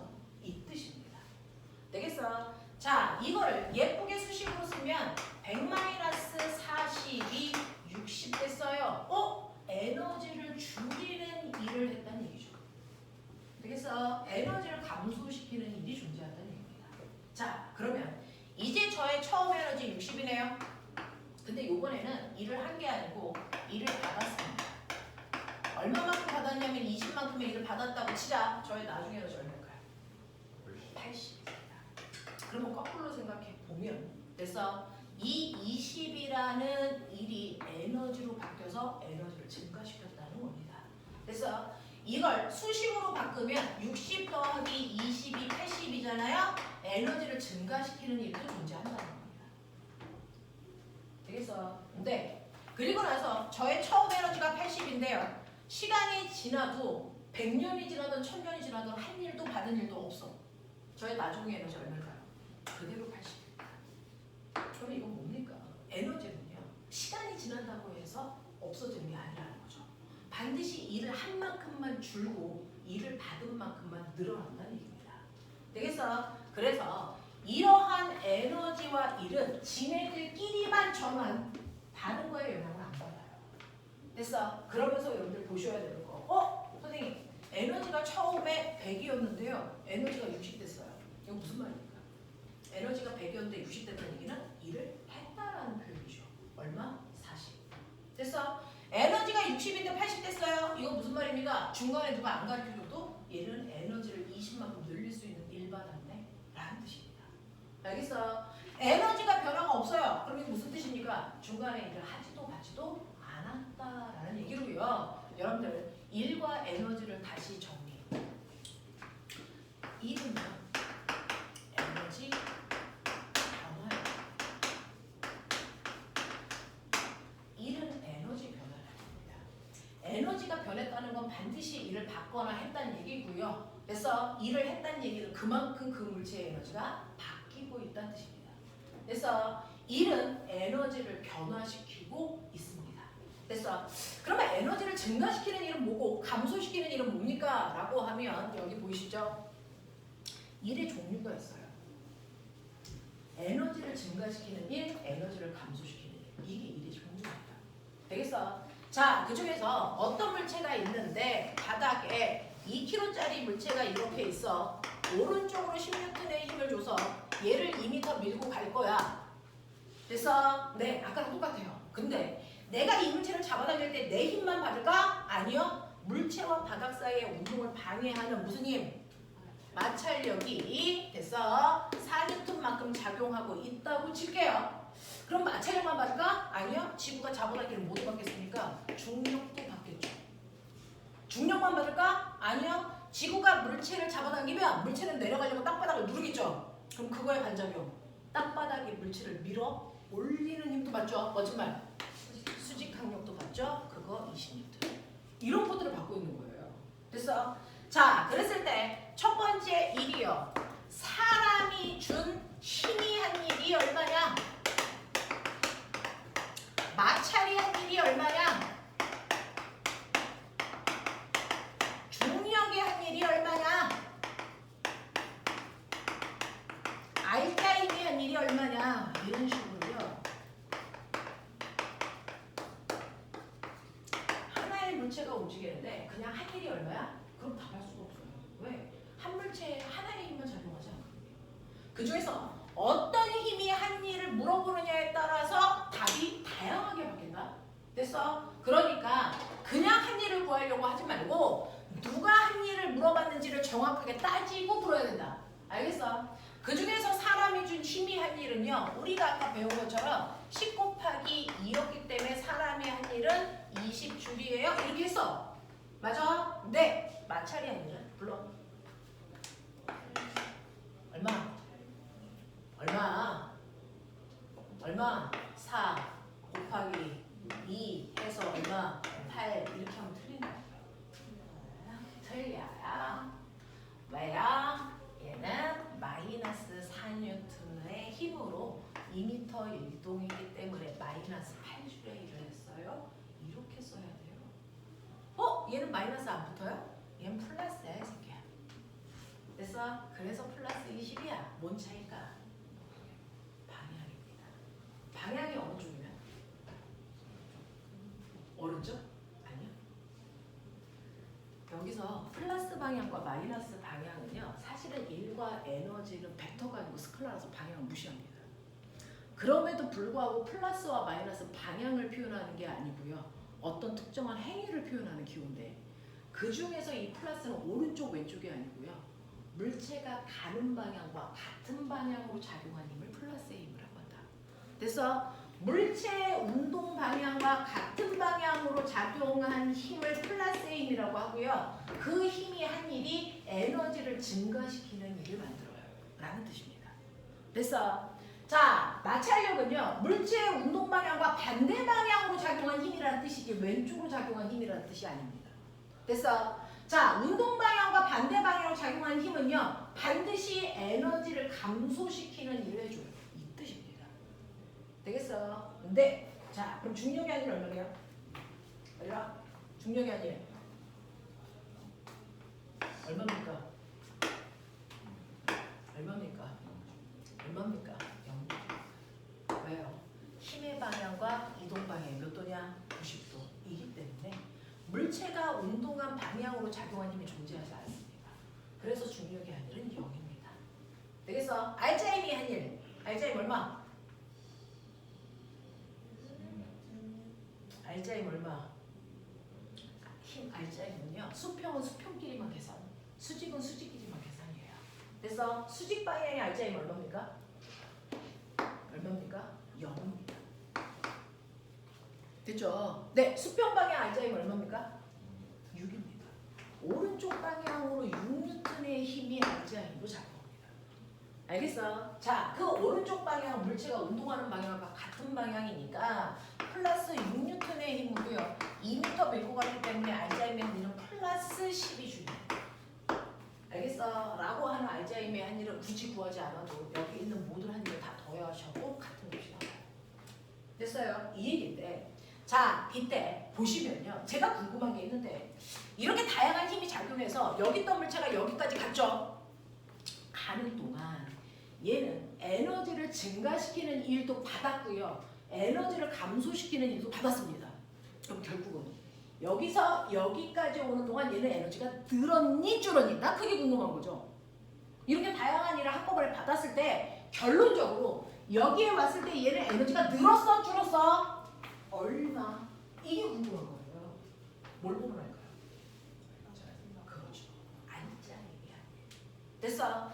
이렇게 다양한 일들이 어떤 일은 에너지를 증가시키려고 하고요. 어떤 에너지는 동시에 에너지를 감소시키려고 했단 말이죠. 그러면 결과적으로 얘는 에너지가 늘었어 줄었어는 얘만 보면 됩니다. 됐어? 얘만 보면 되죠. 그 알자임이 플러스야. 아, 이 새끼 여기까지 오는 동안 에너지 늘었구나 라는 뜻이고요. 얼마? 12만큼 늘었구나 라는 뜻을 얘기해요. 그래서 알자임이 한 일이요. 총 결과적으로 에너지의 총 변화량을 얘기한다. 알겠어? 총 변화량은 알자임이 한 일을 구하시면 된다. 그러면 예를 들어서 여기 있는 이 물체가요. 2kg짜리가 2의 빠르기로 가고 있었는데 이렇게 다양한 힘이 2m 가는 동안 작용했어. 그러면 여기에 왔을 때요. 속력 얼마 되게? 2의 빠르기. 속력 얼마 되게? 이게 결국 문제예요.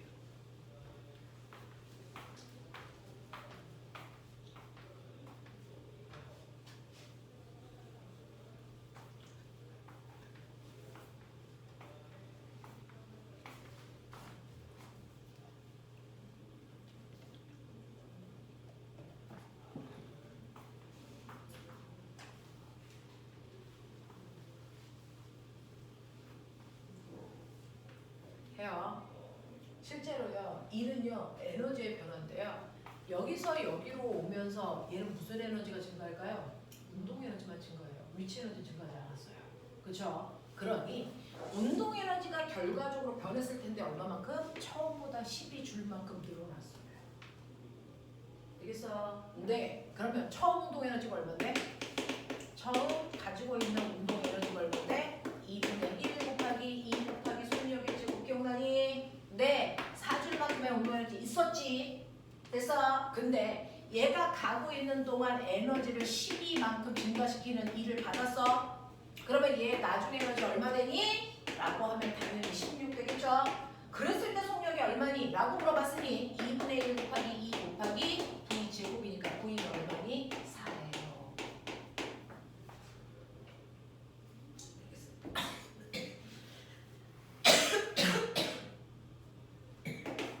돼? 그렇죠? 자, 이런 식으로요. 에너지의 변화는 알자임이 한 일만큼의 에너지의 변화가 있다. 라는 걸 기억한다면 이러한 에너지의 종류 알죠? 무슨 에너지? 그렇죠. 움직이는 물체가 갖는 운동 에너지와 무슨 에너지가 있니? 위치 에너지가 있는데 위치 에너지를 다른 말로 뭐라 그러니? 그 잠재된 에너지를 우리가 뭐라 그러죠? 포텐셜 에너지.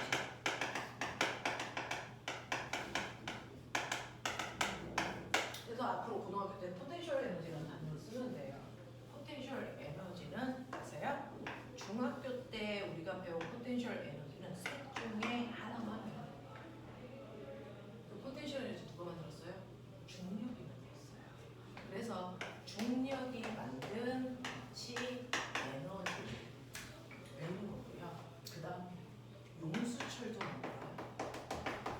탄성 위치 에너지라는 것도 배워야 돼요. 그래서 그리고 전기도 만들어요. 전기 위치 에너지라는 건 중3 때 배우죠. 전기 에너지가 얘기해요. 이 세 가지가 포텐셜 에너지를 만듭니다. 그렇죠? 자, 그 중에서요. 우리는 움직이는 물체가 가지고 있는 운동 에너지는 2분의 1 mv 제곱이야 라고 배웠거든요. 그래서 네, 그건 여러분들 알고 계시고 중력 위치 에너지 기억나면 지구가 요래 있어. 자, 지구가 있는데 지구는요. 땅바닥 쪽으로 지구가 잡아당기는 뭐가 되니? 중력이라는 게 작동하는 공간이에요. 우리 눈에 보이지 않지만 중력이라는 게 작동하는 공간에 우리가 살아요. 중력이라는 게 작동하는 공간을 멋진 말로 뭐라 그러냐? 공간을 뭐라 그러냐? 중력장. 이 장자가 공간이라는 뜻이야. 그래서 운동장 할 때 운동하는 공간이라는 뜻이거든요. 그래서 우리는 중력장 안에 사는데요. 이 중력이라는 게 작용할 때 그 중력을 받는 건 질량이 있어야만 받아요. 됐죠? 그래서 질량이 있는 물체들이 중력이 작용하는 방향으로 힘을 받아서 그 방향으로 끌려가 땅바닥에 붙어 있을 수밖에 없어요. 그래서 질량의 m인 애가 중력장 안에 있을 때 지구가 만든 중력장은 1kg당 10N의 힘으로 잡아당기는. 그래서 그 중력장 안에 있기 때문에 이 물체가 아래로 잡아당기는 중력이라는 힘을 mg만큼 받는다. 기억나요? 이 얘기잖아요. 근데 얘를 제가 들어 올리고 싶어요. 자, 들어 올릴 때 필요한 최소한의 힘은 mg죠. 그 힘으로요, 물체를 얼마만큼 이동시켰어?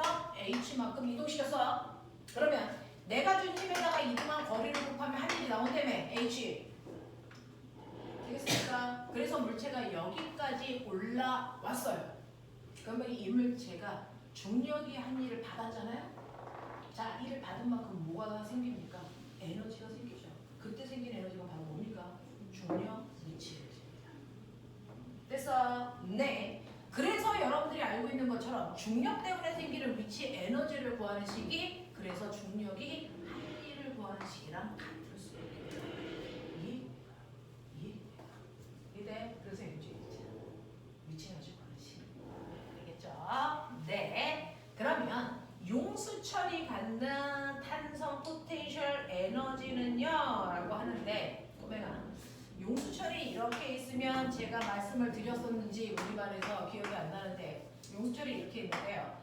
여기에 10N짜리 가벼운 물체를 매달 거예요. 그 물체를 똑같이 매달 건데 매달았을 때 A라는 용수철은 얇아서요. 이게 훅 잘 늘어나. 됐어. 그래서 이 용수철이 10N을 매다니까 10cm 늘어나더라고요. 그럼 모든 용수철이 10N을 매달면 10cm 늘어날까? 이게 아니에요. 용수철마다 달라요. 그래서 이 단단한 용수철에는 10N짜리 물체를 매다니까 겨우 2cm밖에 안 늘어나. 됐어. 자, 이렇게 용수철은 그 용수철의 단단한 정도에 따라서요 늘어나는 정도가 다르지만 용수철이 가지고 있는 특징은요. 그렇다면 외부의 중심과 그 용수철이 늘어난 길이는 정확하게 뭐하다? 비례한다 이런 뜻이잖아요. 그러니까 A라는 용수철은요 10N의 힘을 줬을 때 10cm 늘어난다면 이 용수철에 됐어? 용수철을 1m라는 100cm 늘어나게 하기 위해서는 몇 N의 힘이 필요하니? 100N의 힘이 필요하다고 우리가 알 수 있죠. 근데 B라는 용수철은요 10N의 힘을 주면 겨우 2cm 늘어나요. 알려줘. 10N의 힘을 주면 겨우 2cm 늘어나요. 10N의 힘인데 이동거리가 작네요. 네. 10N의 힘을 주면요 겨우 2cm 늘어납니다. 됐어? 그러면 이 용수철을 1m 늘어나게 하려면 몇 N의 힘이 필요하냐? 몇 N의 힘이 필요하냐? 바보들. 얼마? 500N의 힘이 필요하죠. 됐어요? 여러분입니다. 됐죠? 네. 자, 이 값을 우리가 뭐라 그러냐면 각각의 용수철을 1m 늘어나기 위해서 필요한 힘들을 그 용수철의 특징인 용수철 상수로 얘기한다. 그걸 K, 다른 말로 탄성 계수다.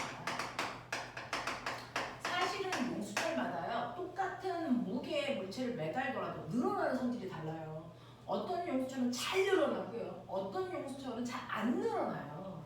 그러니까 여러분들이 쓰고 있는 그 볼펜에 용수철이 들어가 있는 거 아세요?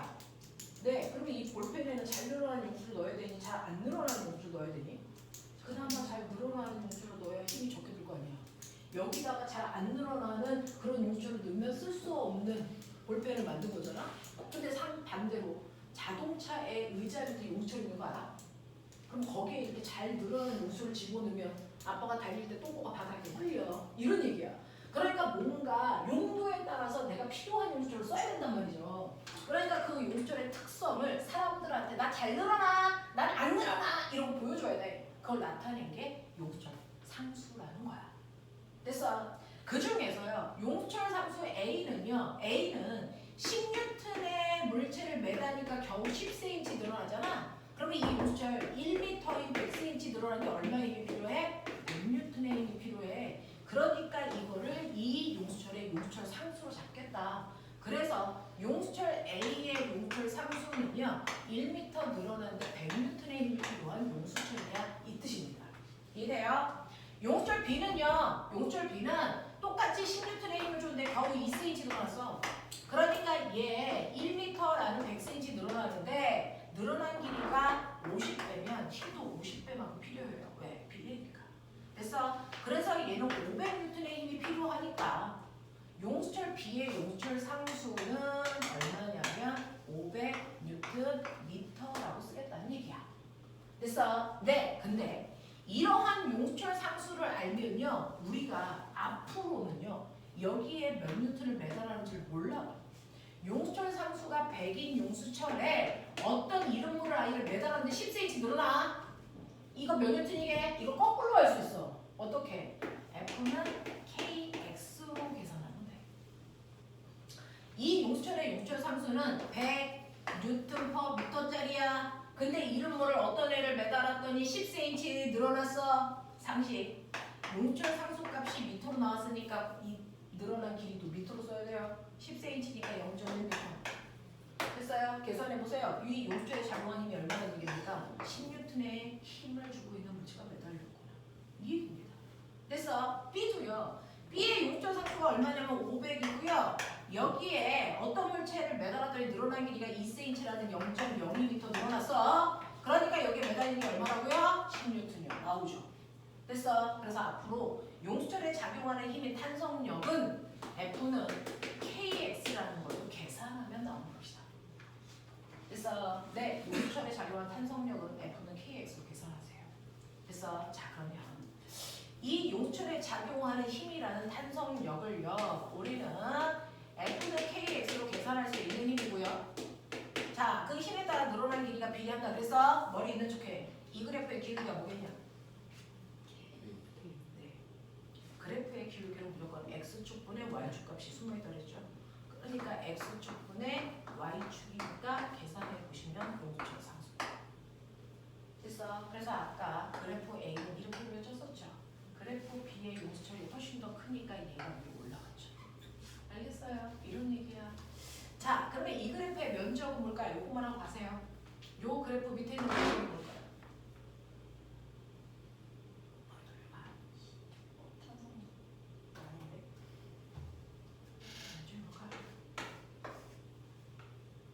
모든 그래프의 면적은 바로 곱하기 세로입니다.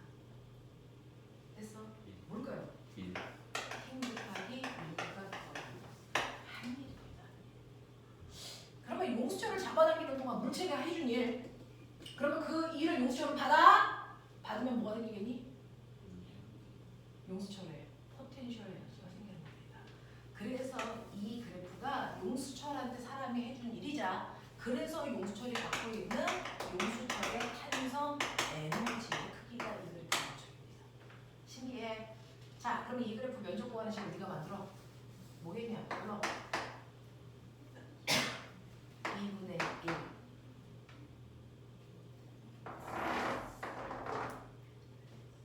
뭐겠어? 이거 x, 이거 kx. 그러니까 뭐겠어? 2x. 이게 탄성 에너지 구하지. 그래서 탄성 에너지 구하는 식은요 2분의 1 kx 제곱으로요 이